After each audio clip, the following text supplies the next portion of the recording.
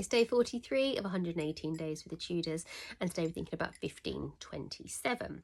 So this is the year that Henry VIII lets Catherine of Aragon know that he would like a divorce, or rather he wants a divorce and he's getting a divorce.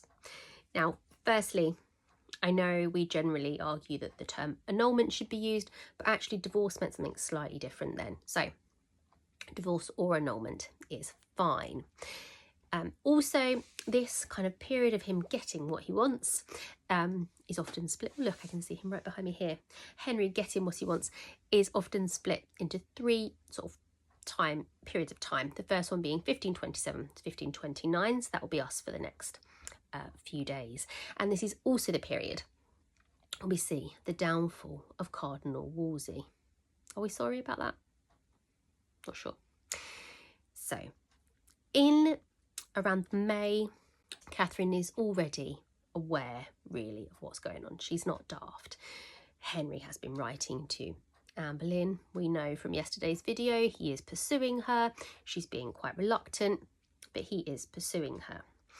Around this time, we also think we may have get this promise from Anne that she'd sort of maybe said if she were to marry him, she could promise him a son.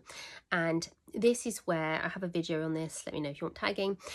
The whole myth around witchcraft comes. The word she's used of I promise a son, that's been mistranslated as she foresees him having a son, that sort of thing. Anyway, so he's got that on his brain.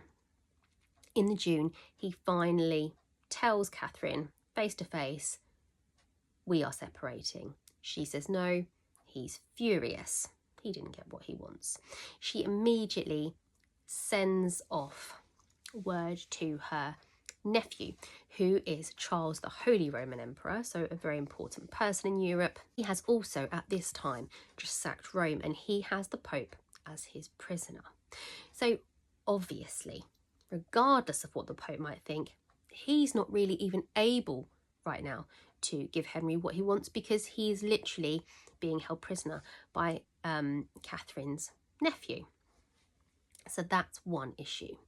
However, Wolsey, being Wolsey, sees this as an opportunity, and he tries to kind of negotiate with the cardinals that might be dealing with things while the Pope's not there. But ultimately, we know he doesn't manage it.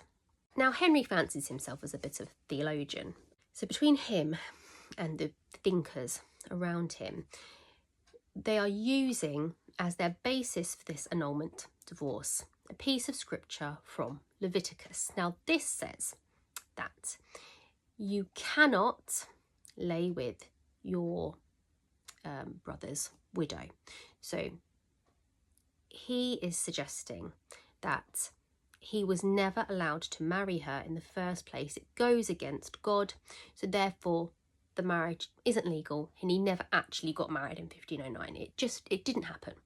Okay, it's not that he needs the marriage to end, it needs to have never happened. There was no marriage. He's free to marry. That's what he's arguing with Leviticus. But this all hangs on whether or not Catherine was legally married to Arthur, i.e. was the marriage ever consummated? Because if the marriage was not consummated, then she wasn't actually married to Arthur. So if she wasn't married to Arthur, according to that, she was completely free to marry Henry, and his marriage is valid. So that's why we get all this obsession over did they, didn't they? She will maintain and argue in the June of that year it was not consummated, and she holds her ground with that for the rest of her life. We can't prove that either way. Me, for one, if I have to throw my opinion out there, I think she was so incredibly pious. I don't think she would continue to lie about that for the rest of her life. I just don't think she would. But that's just my opinion. We also have another piece of scripture from Deuteronomy, which actually says it's your duty as a man that if your brother's wife becomes a widow before having produced a son, it's your job to actually marry her and have a son with her instead.